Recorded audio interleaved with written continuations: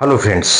आज का हमारा टॉपिक है rectus sheath, rectus abdominis muscle, जो कि vertical muscle of the abdomen, anterior abdominal wall है, जो कि हमारी ऊपर से अगर हम देखें तो fifth, sixth and seventh costal cartilage को कवर करती है और नीचे से ओरिजिन होती है ये रेक्टस एब्डोमिनिस मसल। दो टेंडन होते हैं इसके, एक लेटरल हेड होता है, मीडियल हेड होता है। तो pubic crest plus pubic inguinal ligament, इनसे इसका ओरिजिन होते हुए इसके फाइबर्स वर्टिकली अपवर्ड्स चलते हैं और fifth, sixth and seventh costal cartilage को कवर करते हुए और हमारा जिफाइड प्रोसेस है इसको भी कवर करते हैं, यहाँ पे इंसर्ट होते हैं। तो इसको जो कवर करके रखने वाली शीथ है, यानी इसके जो कपड़े हैं, वो रेक्टस शीथ कहलाती है। ओके, तो रेक्टस शीथ के अंदर इंपॉर्टेंट टॉपिक है, इंपॉर्टेंट क्वेश्चन है एग्जाम पॉइंट ऑफ व्यू से भी। और सबसे पहला पॉइंट हम देंगे इसके अंदर इंट्रो। तो इंट्रो के अंदर लिखेंगे it is a fibro aponeurotic sheath covering the rectus abdominis muscle. अच्छा, एक चीज मैं और बताना भूल गया मैं कि ये पिरामिडलिस मसल को भी इंक्लोज करती है। मोस्ट ऑफ द पीपल के अंदर ये एब्सेंट होती है। तो इसका इंट्रोडक्शन इस तरीके से लिखेंगे, it is an fibro aponeurotic sheath covering the rectus abdominis and pyramidalis muscles. ठीक है, इसके बाद इसका सेकंड पॉइंट जो होगा हमारा फीचर्स, कि इसमें क्या मिलता है, रेक्टस एब्डोमिनिस मसल के फीचर्स क्या है। तो इसके दो वॉल होती है, it has two walls, anterior wall and posterior wall. दो वॉल होती है इसकी, anterior and posterior wall. Is it clear? आप इसमें भी देखिए, anterior wall is complete while posterior wall is incomplete. बोलने में ऐसा ही बोलेंगे, लेकिन जब हम इसको डीप में आगे पढ़ेंगे, इसका जो फॉर्मेशन देखेंगे, उसमें जब हम देखेंगे तो मैं आपको बताऊंगा कि ये पोस्टीरियर वॉल कहां कहां पर कंप्लीट है और कहां कहां पर इनकम्प्लीट है ना। तो in this single line we can say anterior wall is complete and while posterior wall is incomplete. Complete means it encloses the whole muscle, xiphisternum and pubic symphysis, ऊपर से नीचे तक। मैं भी डायग्राम बनाऊंगा, आपको बना के बताऊंगा, ठीक है। तो इन तीनों चीजों को कवर करती है। और पोस्टीरियर वॉल इनकम्प्लीट कैसा है, means it is deficient above the coastal margins and below the arcuate line. और आर्कुएट लाइन को ही लीनिया सेमी सर्क्यूलेरिस भी कहते हैं। आर्कुएट लाइन एक मार्कर है lower margin of posterior wall of the rectus sheath. इसके बाद आर्कुएट लाइन के बाद posterior wall of the rectus sheath incomplete होती है, डेफिशिएंट होती है। आगे बताऊंगा मैं आपको, ठीक है। तो ये हमारे इसके फीचर्स की बात हो गई कि साहब इसमें दो फीचर्स हैं। फीचर्स में मेनली दो वॉल है, anterior wall, posterior wall. Anterior wall complete while posterior wall is incomplete. और कैसे है वो मैंने आपको बता दिया। थर्ड पॉइंट हम इसके अंदर देखेंगे फॉर्मेशन, कि इसका फॉर्मेशन कैसे होता है रेक्टस शीथ का। देखो, इजी वे के अंदर हमको पढ़ना है, रटना नहीं है, लाइफ लॉन्ग याद रखना है। ये प्रैक्टिकल पॉइंट ऑफ व्यू से भी हमको रेक्टस शीथ को याद रखना है, प्लस थ्योरेटिकल एग्जाम के अंदर भी इसके ऊपर क्वेश्चन आता है, शॉर्ट नोट आता है रेक्टस शीथ के ऊपर। इंपॉर्टेंट है, बार बार मैं बता रहा हूं आपको, तो इसके एक एक पॉइंट को आपको क्लियर करना है। फॉर्मेशन के अंदर मैं बहुत स्पीड से बनाता हूं। ये आपका ज़िफिस्टर्नम लोअर पार्ट, और हम इसके मिड लाइन के अंदर ध्यान देखें तो pubic symphysis. Okay, this is pubic symphysis, एक रफ, ठीक है। अब इसमें हमारी, क्योंकि स्टर्नम से जुड़ी हुई 7 मसल है जो कि ट्रू मसल्स कहलाती, सॉरी, स्टर्नम से जुड़ी ही 7 रिब्स हैं, 7 रिब्स जो कि ट्रू रिब्स कहलाती हैं, ठीक है। तो ये 7th है, ये 6th है, ये 5th है। Is it clear? ये है ना, ये हमारा ज़िफिस्टर्नम नीचे वाला portion. Is it clear? This is xiphisternum और स्टर्नम, और ये स्टर्नम का लोअर पार्ट। तो ये 5th, 6th and 7th costal cartilage या रिब्स कह लें आप इसको, ठीक है। अब हम फॉर्मेशन की बात कर रहे हैं। तो फॉर्मेशन में हम देखेंगे above the costal margin, in coastal margin से ऊपर इसका फॉर्मेशन कैसे होता है। और यह हमारा अम्बलाइकस है, यहां पर सेंटर लाइन के अंदर, सेंटर से थोड़ा नीचे, ठीक है। और between the costal margin and arcuate line, umbilicus के 5 सेंटीमीटर बिलो आर्कुएट लाइन होती है। ये पॉइंट याद रखना आपने, अम्बलाइकस के 5 सेंटीमीटर बिलो हमको मिलेगी arcuate line. Is it clear? तो आर्कुएट लाइन और कोस्टल मार्जिन के बीच में मिलने वाली रेक्टस शीथ और बिलो द आर्कुएट लाइन, है ना, 3 पार्ट में हम इसके फॉर्मेशन को पढ़ेंगे। Is it clear? मैं 3 पॉइंट्स में इसमें लिखता हूं इसका formation. 3 point. First, above the costal margin, फिर between the costal margin and arcuate line, और below the arcuate line. Is it clear? Below arcuate line. 3 तरीके से फॉर्मेशन को हम समझेंगे, ठीक है? तो अब हम देखते जाएंगे और बनाते जाएंगे, है ना। तो ये कैसे कट के अंदर ऐसे चलेगी, ऐसा लाइक दिस।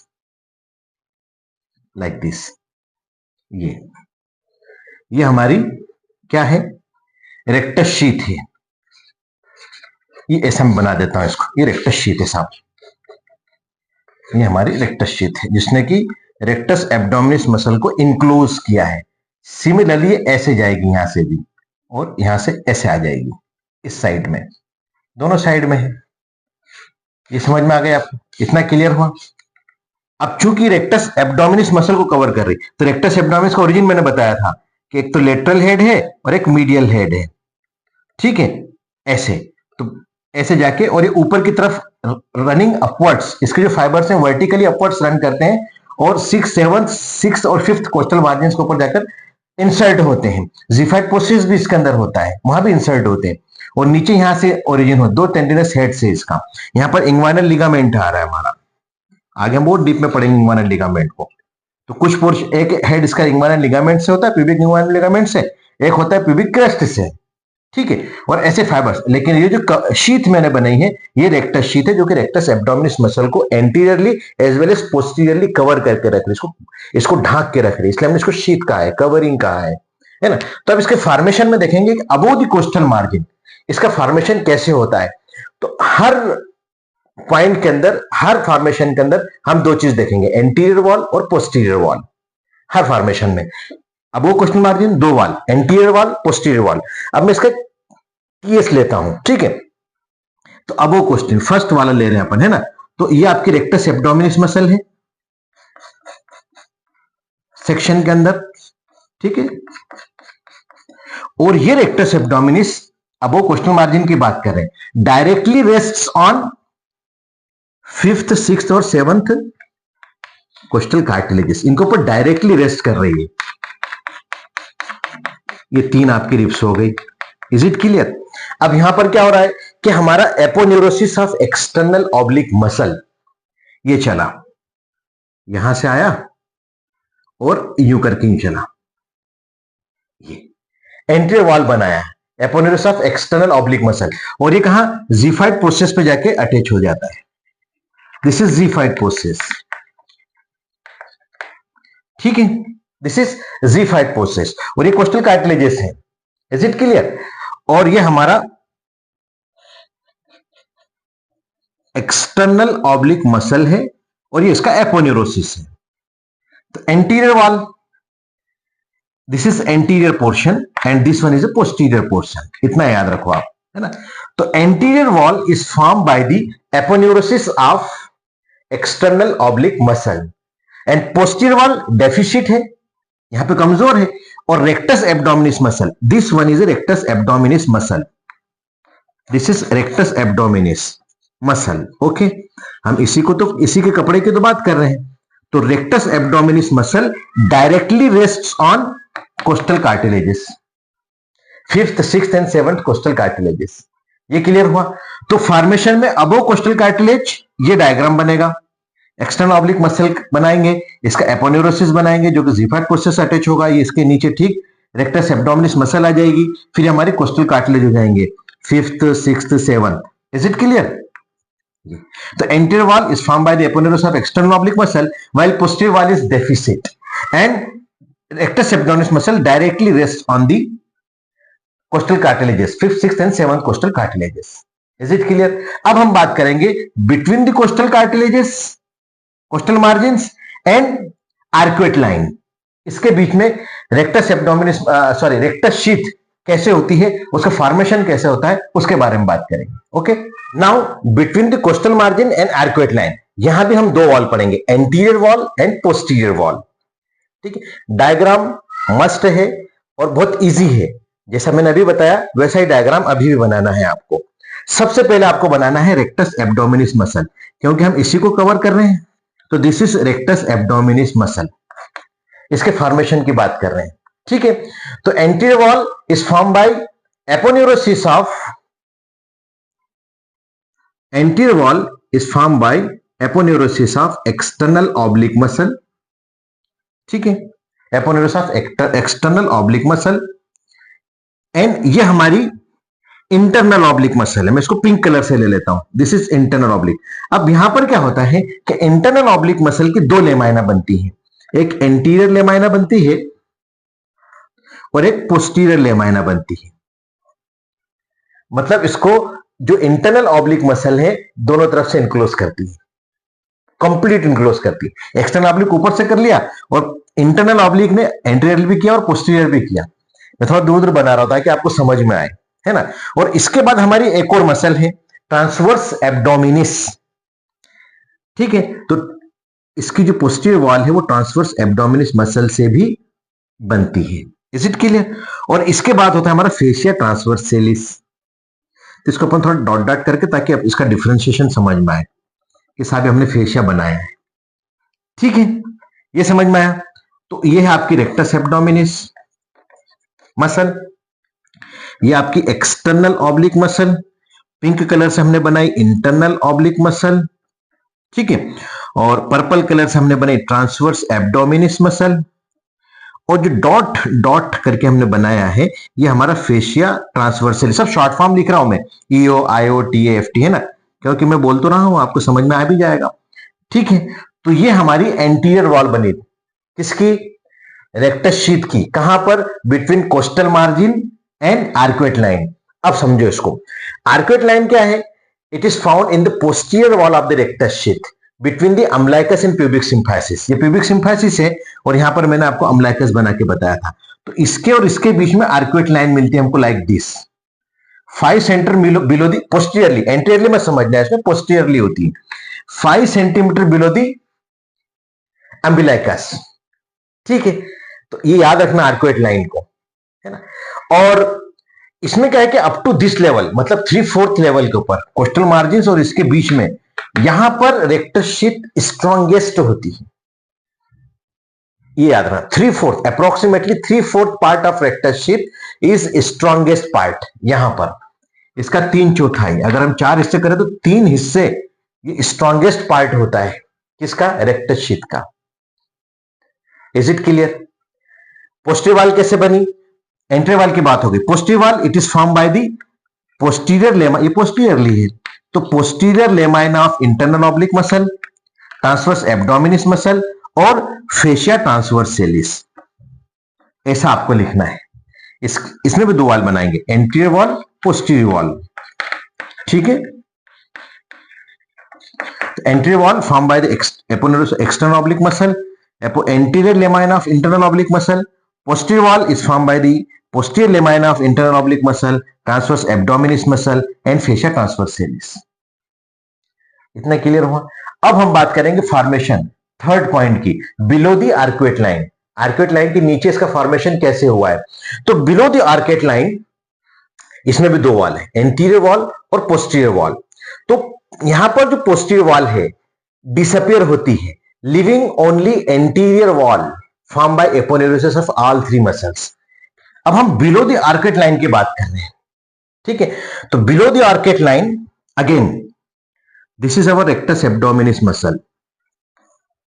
मैं पहले बनाता हूं फिर आपको डिस्क्राइब कर देता हूं। ठीक है, तो यहां पर हमारी सबसे पहले कौन सी थी?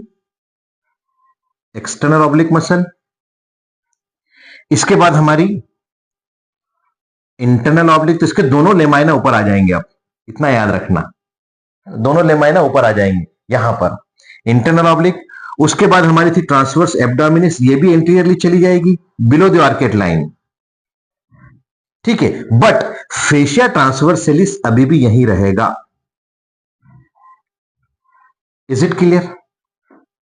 इतना याद रखना है। तो ये एक्सटर्नल ऑब्लिक है, ये इंटरनल ऑब्लिक है,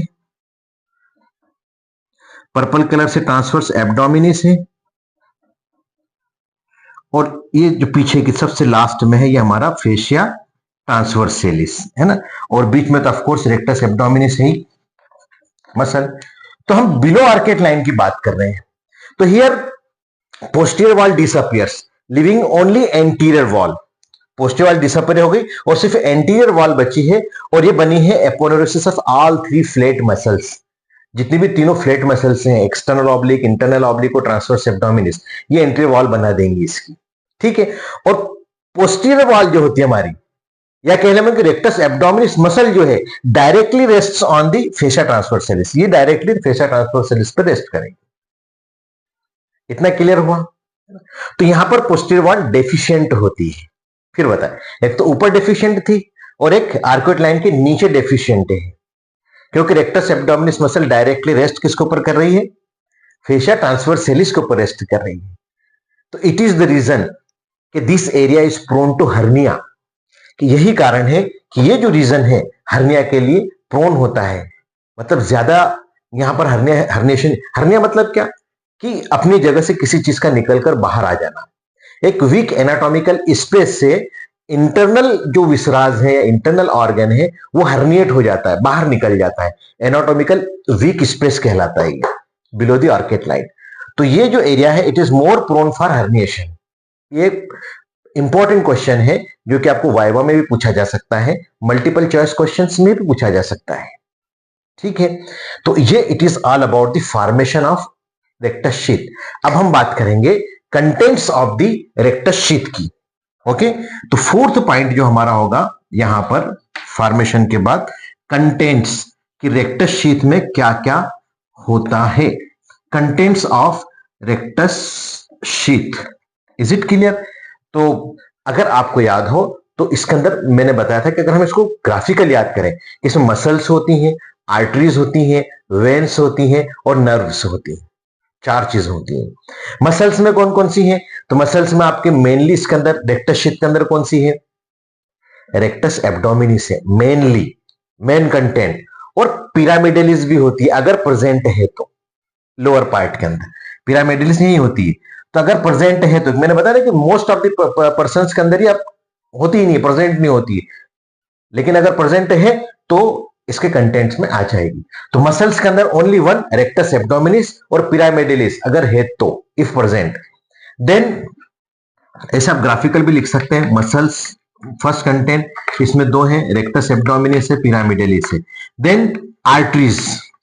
अब आर्टरीज कौन कौन सी इसके अंदर? इसमें सुपीरियर एपिगैस्ट्रिक आर्टरी है और इंफीरियर एपिगैस्ट्रिक आर्टरी है। सुपीरियर एपिगैस्ट्रिक आर्टरी की पोजीशन यहां होती है और इंफीरियर एपिगैस्ट्रिक आर्टरी की पोजीशन यहां होती है।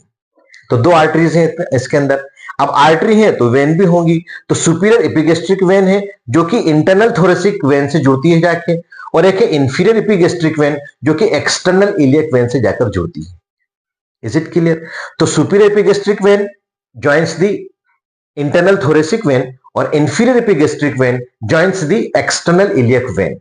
नर्व्स की बात करें तो इसके अंदर तीन नर्व्स होती हैं, तीन टाइप की। लोअर 6 थोरेसिक नर्व, निचली 6, लोअर 6 है ना थोरेसिक नर्व्स। फिर लोअर 5 इंटरकोस्टल नर्व्स, निचली 5 इंटरकोस्टल नर्व्स भी इसके अंदर होती हैं, प्लस सब कोस्टल नर्व्स।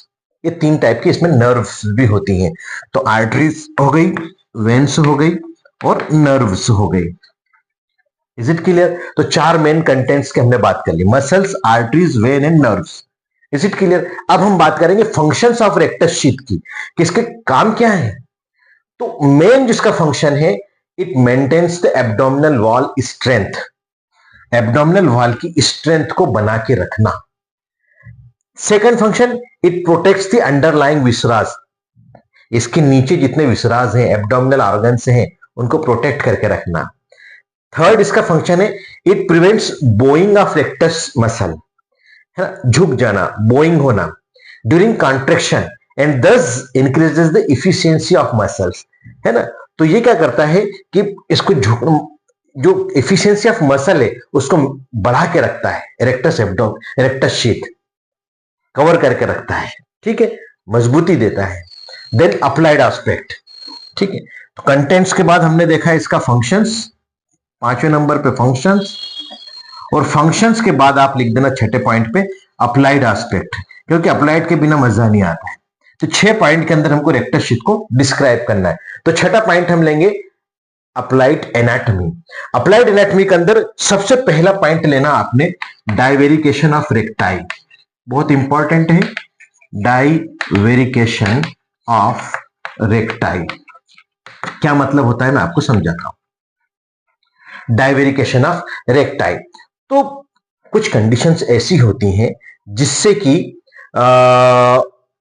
जो हमारा लीनिया अल्बा है वो और रेक्टस एब्डोमिनस मसल वीक हो जाती है। कौन सी कंडीशंस होती हैं? जैसे एक तो वीकनेस, कमजोरी, स्टारवेशन की वजह से फैट कम हो गया तो वीकनेस, देन पेंडुलर एब्डोमेन, बड़ा पेट हो गया, या मल्टीपारा, रिपीटेड प्रेगनेंसी, बार बार डिलीवरी होना, बार बार प्रेग्नेंट होना, तो उससे क्या बार बार एब्डोमेन का बड़ा होना छोटा होना होता है। तो इससे जो लीनिया अल्बा है, बीच की जो हमारी लाइन है लीनिया अल्बा और रेक्टस एब्डोमिनस वीक हो जाती है। इस कंडीशन में क्या होता है, we are able to pierce the finger up to the peritoneal cavity, हम हमारी अपने फिंगर्स को पेरिटोनियल कैविटी तक पियर्स कर सकते हैं। तो it is known as divarication of recti. Is it clear? दूसरी बात कि एक तो ये एक हमारा अप्लाइड में पहला पॉइंट। दूसरा, समटाइम्स ग्रेटर ओमेंटम में herniate through the linea alba which is known as epigastric hernia. कौन सा? Epigastric hernia. तो जो हमारा ग्रेटर ओमेंटम है वो हर्निएट हो जाता है लीनिया अल्बा के थ्रू, ठीक है, तो इसको एपिगेस्ट्रिक हर्निया कहते हैं या hernia through the Linnaea alba कहते हैं। तो एक सेकंड पॉइंट में एपिगेस्ट्रिक हर्निया आ जाएगा। थर्ड पॉइंट आएगा सुप्रा अम्लाइकल मीडियन इंसिजन। मैंने इंसिजन्स पढ़ाए थे आपको, अम्लाइकस के ऊपर और मीडियन साइड में, supra umbilical medial incision. Third point supra umbilical medial incision. इसमें क्या होगा कि थ्रू द लीनिया अल्बा, तो इसके बहुत सारे एडवांटेजेस हैं, जैसे ब्लडलेस होता है, सेफ होता है, लेकिन but it leads to ventral hernia. ये क्या करेगा? वेंट्रल हर्निया कॉज करेगा। Supra umbilical median incision safe तो है कि ब्लडलेस होता है, यहाँ पे आर्टरीज वगैरह कम है तो ब्लडलेस होगा, जल्दी सेफ भी होगा, बट ये वेंट्रल हर्निया का कॉज करता है। फिर एक और होता है इंफ्रा अम्लाइकल मीडियन इंसिजन, ये वाला इंफ्रा अम्लाइकल मीडियन इंसिजन। तो ये क्यों करते हैं अपन? इसमें कोई वेंट्रल हर्निया के चांसेस नहीं होते हैं, इसलिए ये भी बहुत सेफ है और जनरली सर्जन्स प्रीफर करते हैं। इसमें वेंट्रल हर्निया के चांसेस नहीं होते हैं। एक होता है हमारा मिड लाइन इंसिजन, है ना, तो लीनिया अल्बा के थ्रू एक इंसिजन देते हैं, तो देते किसी केस में, लेकिन इसके अंदर क्या होता है कि हीलिंग पुअर होती है। In such type of incision healing is poor, और ये mid line ventral hernia cause कर सकता है। तो मिड लाइन इंसिजन हम देते जनरली नहीं है मिड लाइन इंसिजन को, ठीक है। और ऐसे ही एक हमारा होता है रेक्टस शीथ हिमेटोमा। तो it is all about the rectus sheath. ये इंपॉर्टेंट है एग्जाम पॉइंट ऑफ व्यू से। आई होप कि आपको बिल्कुल समझ में आया होगा। Thank you very much.